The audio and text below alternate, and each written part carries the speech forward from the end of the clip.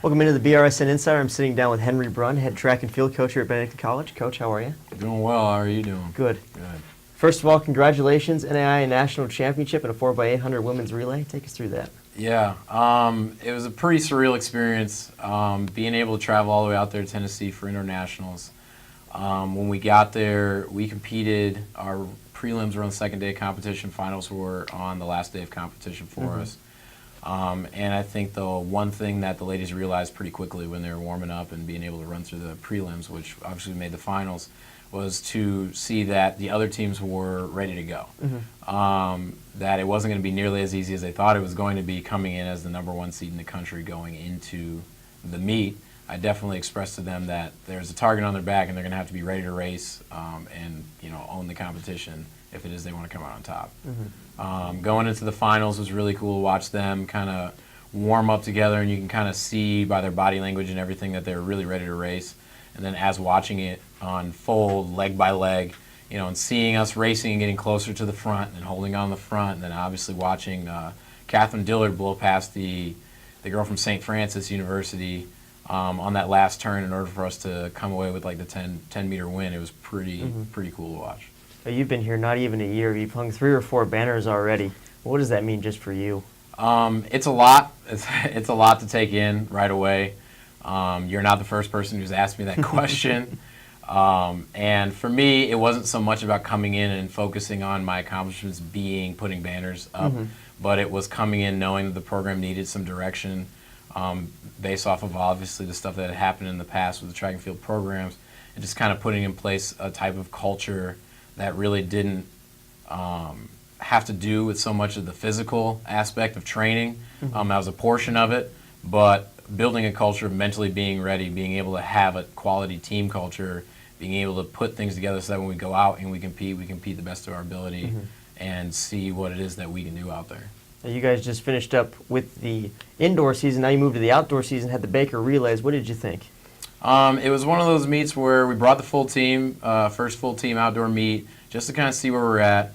Most athletes hadn't competed in about 6 weeks, so we were a little rusty as far as just having our competitive edge and getting into blocks, hearing the gun, getting reps in with our field events. But I feel like it went fairly well across the board. We had some good performances on the women's side in particular. Claire Bingaman won the 200. Hannah Pinkerton got second in the 800. We won the 15. We won the 5. Women's 4x4. We won the Baker Relays 4x4, which is extremely competitive 4x4 at the end of the day. We had some good field events on that end. And even on the men's side, we had Luke Fries, who was Athlete of the Week, who had won the 15 and the 5. We saw some good stuff from field events and some sprinting events, and the 4x4 did fairly well too. So it was a good kind of tune-up and welcoming everybody to really the outdoor season. The meet was nice because there were 5 teams from our conference there. So kind of see where we stand with them at this point in time. Well, like you said, Luke Fries, Athlete of the Week, also Lucy Layton. What did you see from both of them? Lucy has put together a pretty nice early outdoor season for her. During practices, she looks really competitive. It's nice. We're seeing some of the payoff from that. The 1500 in particular, she got second to Lauren Benzing, her own teammate. But if you were to actually watch the race and you were there and seeing it about 3/4 of the way through the race, you saw that she kind of competed with Lauren to take the lead for the race, which is something that you would never really normally see from her. So you're starting to see some things unfold for her as far as taking some chances out there racing, and it's really paying off. She did really well in the 5K as well. She kind of went out there and she really owned that. Luke Fries has definitely been that backbone of our men's mid-distance, one of the greatest leaders on our men's side and the team in general. And for him, he ran the 5K pretty much alone because he'd won by how far he won. And I think that going into the next couple of weeks, he'll be able to drop some time there and do some damage there in the 5K come conference. And 1500 looked pretty good as well. What's the difference between running an indoor meet and an outdoor meet? The biggest difference is the facility itself. Indoors, you're running a 200-meter track, a lot of turns. If you were running a 5K indoors, you're running twice as many laps as you are outside. It's a lot of mental focus that comes into that. Sprinters, the tight turns are really hard on the legs when you're turning. Outdoors, you've got weather. Weather's a huge factor. You got wind, you've got precipitation if it comes, temperature. And you're able outdoors to kind of open up and kind of aggressively attack some races different ways than you were able to do so indoors, and you're able to kind of see the fruits of your labor throughout the whole year of training. Outdoors is usually the time that you're going to see that peak season that you have at the end of outdoor as the most successful times of the season. You guys have Central Methodist coming up this week and running a meet there. What are your expectations? Just to improve little by little on each one of the events. We have most of our athletes going out and doing similar events. I know some of our mid-distance runners are taking on some other events just to kind of see where they sit. This meet's smaller, but there's definitely some competition for those athletes who are trying to improve, those who are trying to get closer to qualifying marks. I know on the women's side, Hannah Wander is going to do her outdoor debut in the 800. Hopefully she can hit a qualifying mark. Nora Bingham's trying to qualify in the 400 hurdles. We ran a decent 400 hurdles last week. We're trying to chip away on some time. There should be some good competition there. Women's 4x400 relays looking to drop some time as well. On the men's side, Will Wallace is only half a second away from qualifying last week, and hopefully we can kind of get there. And we have a number of mid-distance runners. You've got John Danner, who's really focusing on the 1500. You've got Jarrell Rawls as a freshman who's doing really well in the short sprints, and some relays that are trying to do some damage early on in the season. Now, after that, you guys have the KU relays coming up. A lot of big-name schools, big-name athletes. What are you looking for out of that? Yeah, in the past, we've only brought a couple of people, maybe bring a relay or two relays, one on each side. This year, I want to bring the 4x400 relays, the 4x800 relays. They have good shots at bringing some good times. Our hurdlers, both Nora Bingham and Will Wallace, I think will do really well. Hannah Wander in the 800, and I think there'll be a couple other distance runners, sprinters here and there that we might have an opportunity to go there and compete really well, because I think that's around the time that we're going to start seeing some things as far as them getting closer to some national qualifying times and really getting close to some records. So I'm really looking forward to that and seeing us against some quality Division I competition. You guys qualified a lot of athletes for the indoor championship, NAI. Do you think you can do the same outdoors-wise as well? We're seeing. I know that the 4x8, a couple of the girls are a little banged up from the indoor season. We'll see if we can get one together to qualify. The women's 4x400 relay is a goal that we've kind of set since the beginning of the year, and we're starting to see that kind of fall into place with some athletes. Our hurdlers, potentially Hannah Wander in the 8 was a national runner-up. So, I mean, there could be a decent amount of athletes that will be taken down to Alabama this spring, and hopefully it starts falling into place this weekend and start following in through April, conferences in May, and then we have a couple weeks, maybe get a last chance meet in before nationals. So hopefully so. Awesome. Coach, thank you very much. Always a pleasure. Really appreciate it. Henry Brun, head coach of the Benedictine College track and field team on the BRSN Insider.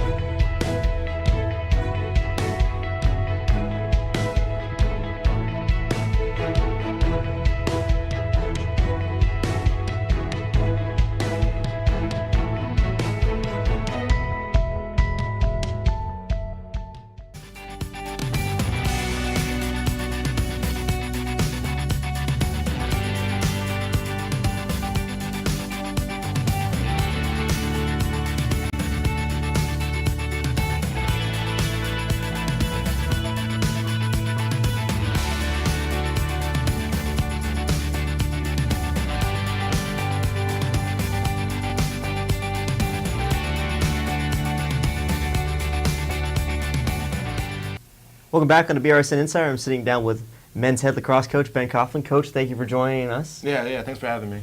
4-6 on the year so far. Record doesn't really reflect what you guys have done. What have your thoughts been on the year? So far, the year I think we've surpassed my expectations. 4-6, not bad. We're still in the conversation when it comes to conference playoffs. So, that's all that we really are searching for, is just to be in the conversation, give us, a chance. So, 4-6, not great, but still in the hunt. How's the health holding up with the guys? Long season, physical lacrosse. How's the health holding up? Health has been an issue more in the middle of the season. I know during our spring break trip we were down like 3 guys. So on a team of 18, when you're down 3 guys, you're rolling into games with 15, 16 guys. So that's been an issue. We've handled it fairly well, I would say. We're starting to get some guys back. So we're getting healthy at the exact right time, I think. So it's been an issue, but we've overcome that. You guys are riding a 2-game win streak right now. Started with St. Ambrose, a 10-9 win. Take us through that game. St. Ambrose, that was a great game, I'll tell you that. We were down, 9-5 going into the fourth, made a couple of adjustments, ended up scoring 5 goals in the fourth quarter, shutting them out, winning 10-9. Remy Djokovic had a great day, had 5 goals, 1 assist. Defense played really, really strong. So that was a big win for us. We felt really good about that one. What clicked being down 9-5 and then being able to just turn it on right then? Well, defensively, we switched into a zone, and that kind of stymied the opposition. So they didn't really know how to handle that. And then offensively, we just, we were scoring, we were getting some good shots. We just needed to really keep shooting the ball, because we know if we kept shooting the ball, eventually they would go in the back of the net. So that's what we did. We just pretty much stuck to the game plan, made an adjustment on defense, worked out in the end. Now you guys carried that momentum over to K-State. You got the win 8-4 at home. What were your thoughts on that game? Beat K-State 8-4, not bad.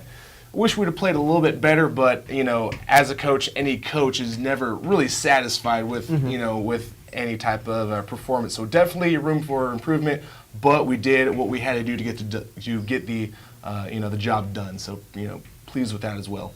Zach McGuff's been pretty big for you. Yeah. In between the pipes, what have you seen from him?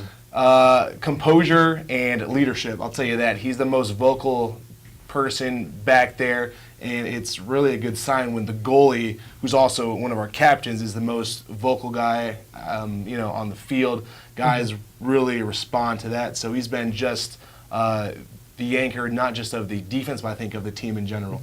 How does that help the defense, knowing that they got a guy like McGuff behind them? They can play with a little more confidence, and they can really